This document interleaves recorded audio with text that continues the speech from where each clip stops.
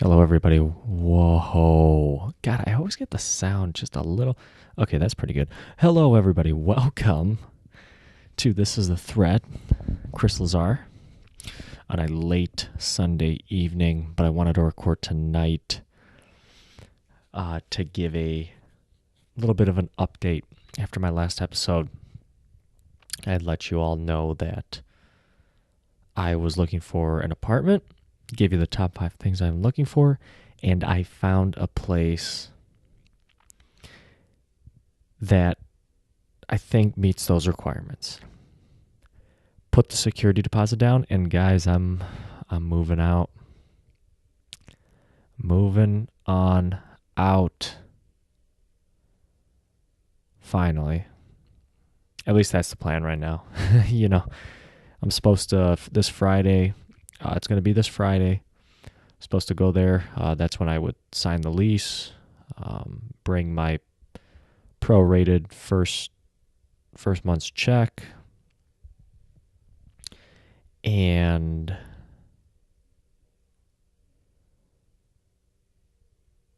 get the keys, and I can move in. At that point, the apartment is mine. I am going to spend that weekend moving in, and yeah, probably even Friday. I was thinking like definitely Saturday and Sunday. Saturday we have a wedding shower that I'm going to. That's Saturday night though. I know I'm trying to figure out where training. Like I definitely still want to train. That's the other thing too. But yeah, that's gonna need to fit into all of this as well. And I'm just trying to figure that out right now. Today I did get some plates, bowls, silverware. There's still some unfulfilled things that I need. Some off the top of my head. I need some dressers. I need kitchen knives, like sharp kitchen knives for cutting shit. Pots and pans. I need toaster. Yeah. Toaster. Actually, shit. Even a micro. That's another thing. A microwave. I didn't think about that. And I think I got the table covered and a sofa. I think I got that covered. I'm going to be using my grandparents' sofa, I'm pretty sure. And then they got tables and chairs. The dressers, we have a couple in the basement, couple dressers. So it's looking like that. They're the short ones, so they're not like the tall chest that opens up like a regular front door. They're like the ones, the slide, that you pull open, come up to like about my waist. I think that those would probably work out the best. But I don't need a whole lot, it's just going to be me. It's a 1 bedroom, So, yeah, I mean, I wouldn't need too much, to be honest with you. So yeah, man, that happened, and that I'm moving in this Friday, or rather signing the lease Friday, and then the weekend to move in. Hopefully I can get some training in still. Had a great training day today. Had some good rolls, and then I went and hit the sledgehammer. Come home, take a nice cold shower, and eat a shitload. I did eat a shitload of food today. For breakfast. I had scrambled eggs, hash browns, chicken sausage, which is this really good chicken sausage by Amy Lou. You can find it. It's like organic, non-GMO chicken sausage. So good. Oh God, that chicken sausage is really good. And then pancakes. Yeah, pancakes and syrup. I ate a shitload, especially because I fasted. I did 17 hours today. And then for dinner, we had shepherd's pie. Shepherd's pie. Yeah, buddy, shepherd's pie. Or no, shepherd's pie is more like a Scottish thing. So I would have to sound like, oh yeah, oh the shepherd's pie, the shepherd's. Yeah, it was really good. And then do another fast. I finished dinner by 7, before 7, but hopefully if I could make it 16 tomorrow, that would be the goal. We'll see what happens. We will see there. And that's the big update. Big update on the apartment. Another update, hung out with my boy Jake from not from State Farm, as you guys heard on that one episode. Hung out with him last night. I wanted to give you guys this little story here. Struck up a conversation with this one chick. We're at the local bar down here in Northville. It's called the Wagon Wheel. Great little bar. Kind of reminds me of the bar from the Patrick Swayze movie Roadhouse. Like, literally, you don't know if you're going to go here and there's going to be a fight. Biker gangs are going to come in. It's a good mix. It's a lot of, like, older people, a lot of younger people. Just overall, I like going there. But anyway, struck up a conversation with this one girl because she was wearing a Beatles shirt. And I said, oh, are you singing the Beatles? And she said, oh, no, I'm here celebrating my birthday. I said, oh, okay, happy birthday. I did not ask how old she was. I did not. No. I didn't. Was I curious? Sure. I was curious, but, I'm not going to play that game of where, hey, how old are you? How old do you think I am? Shit. And then no matter what number you throw out, it's always the wrong answer, right? If you say something younger than what she actually is, it's still the wrong answer. Because why didn't you say I was younger? Even if you guess her exact age, she still comes across... Like, you ever guess a woman's exact age? She comes across more pissed than if you were to went way over. Right? Because it could be like... how old do you think I am? Are you 40? I'm 28. Then she could laugh that off like, okay, this guy's just a dumbass, right? But if you guess her age, hey, how old do you think I am? 35? What? Did I say something wrong? No, that's...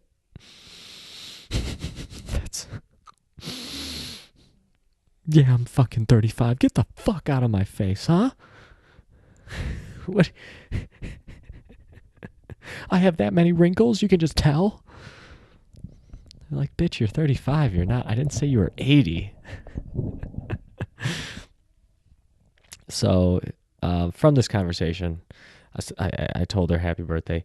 She then asked me my age. She said, what are you, like 22? I'm like, fuck. I don't like where this is going to start. As I've had conversations with my boy Mark, also on the podcast, I always feel like when a woman asks you your age, it's never really a good thing. I don't believe. I don't believe it's a good thing. Because she's automatically assuming that she's older than you. And I've been told this.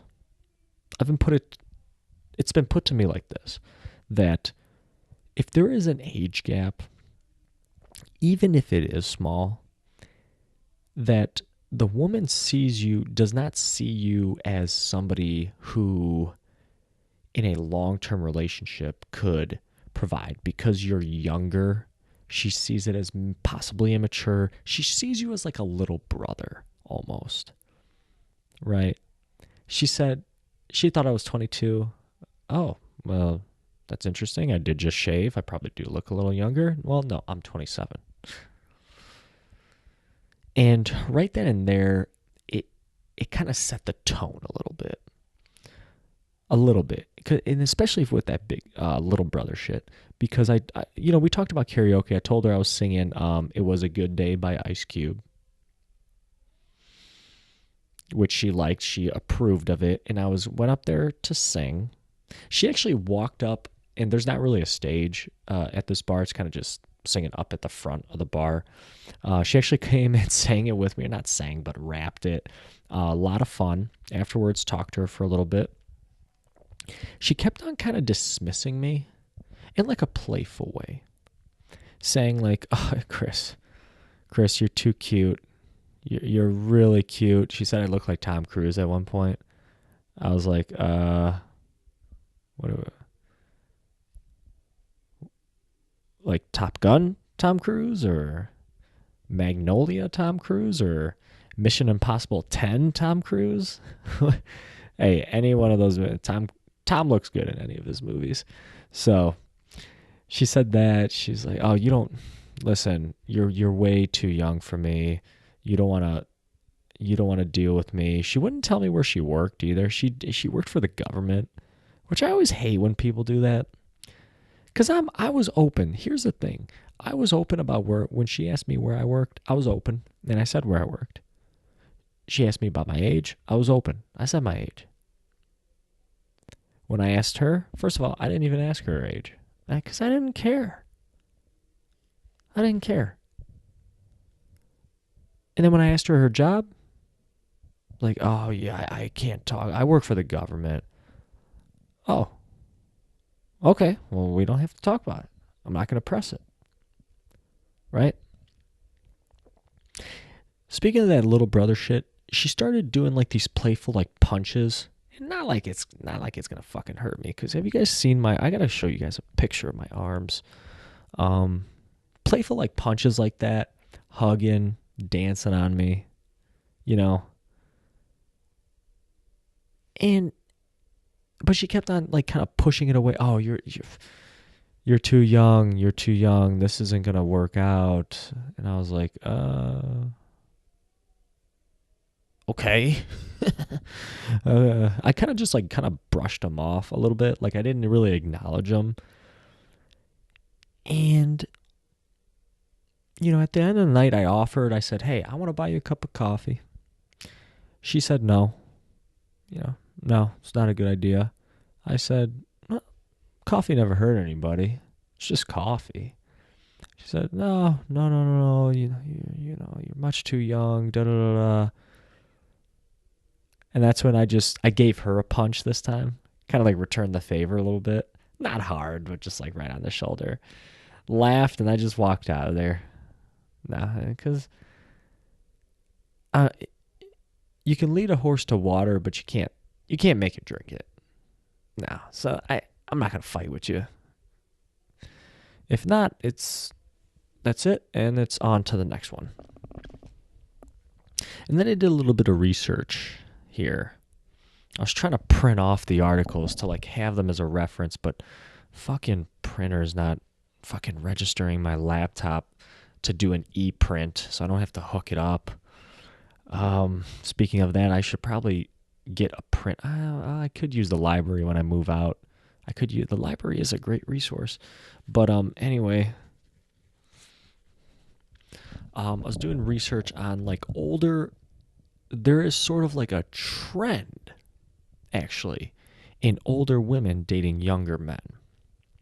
It was a little fascinating to read. There was a New York Times article. I read something in Psychology Today as well. The New York Times article was a little older, 2000. Well, shit, yeah, a lot older now. It's from 2009. But I imagine it's, things have been progressing in that same direction as the article talked about. So they were saying how due to like a shortening of the gender gap between like gender roles, like typical gender roles, like males being the primary breadwinner, women being the primary caregiver, generalizing here, that's kind of shrunk. And the social norms have been broken a little bit. A lot of women now are actually, in one of the articles, I believe, was saying women are more educated than men. And I believe what they meant by that was that they're going to school longer. And I believe among millennials or the younger generation, I believe this is what the Psychology Today article said. A lot of women are making more than millennial men because of this fact that they're going to school longer. In other words, there is this quote unquote, what they said in the article, a marriage crunch, a relationship crunch, where there's a lot of independent women out there that don't have any viable suitors because of the fact they're so independent. There's men out there who are not eclipsed as far in their careers and their lives, have not eclipsed the same points as the women have at the same age.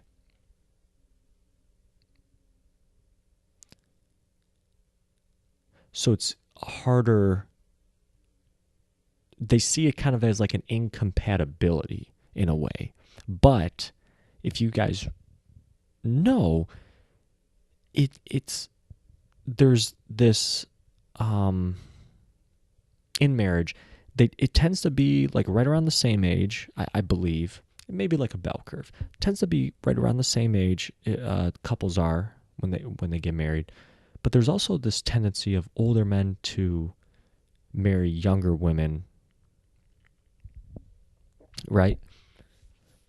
Because the men potentially, most likely, are more advanced in their career, making good money, and they want to date the younger woman because she's more viable for a child, right? Still producing eggs, such and such.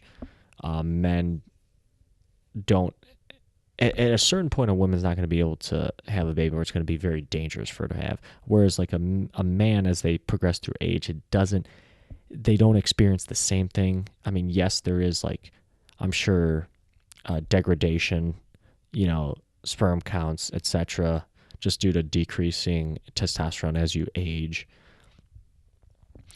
Where was I going with this? Oh yeah, so the older men want to date the younger women. Now, because of the independency and the breaking down of social norms and women getting ahead in their careers, they're now doing the same thing as the men were dating younger women. Women are now going after the younger men. And they gave a statistic saying that the percentage in a survey of older women dating younger men was like, it was comparing 5 years younger and 10 years younger. Very low. It was like 5%, maybe even lower, like 3%. It was between 5 and 3% of the surveyed subjects for 5 years younger, and then for 10 years younger, it was like 1%. But in the past, from when this survey was conducted, which was in the 1960s, up until when the article came out, so like 2009, mid-2000s, there was a doubling of that percentage. And I can only imagine it's grown even more today.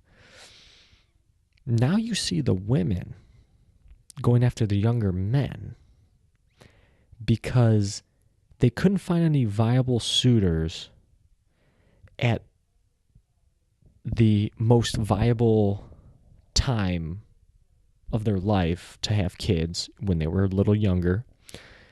Now that they're older, they don't want to go after the older men. They want the younger men now to make them feel youthful, which was one thing the article talked about.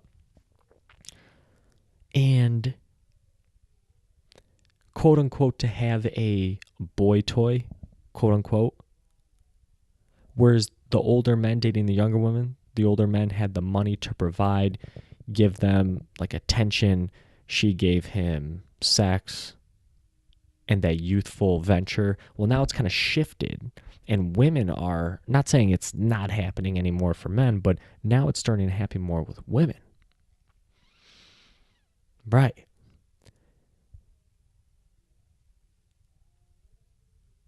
And women are becoming closer to men. It's crazy, like the gender, like roles. Women are men are getting, and we talked about this with Mark, not on the podcast, but off the podcast. Mark and I were talking. It's like men have become less manly, and women have become less feminine. They're becoming more masculine in a way. Psychology Today article: 5 reasons why men are becoming, or women are becoming more like men. I kid you not. This was an article. I believe that was the title. But things like taking more risks, making more money was a big part of it. More interesting in casual sex. And it was kind of like the complete flip for men. Top 5 reasons why men are changing. Well, they are now more included in the child rearing process. They are less interested in casual sex, which I found interesting. And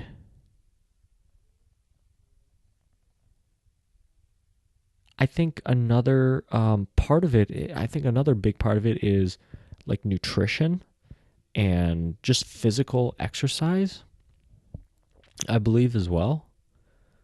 Because if you think about it, back in the day, you had work in the factory, working with your hands, your whole body, your arms, putting shit together. And, you were physically active. Now you sit at a desk, you eat shitty food, you eat all the fucking time, and you're overweight. Well, yeah, I feel like that's going to have an effect on something.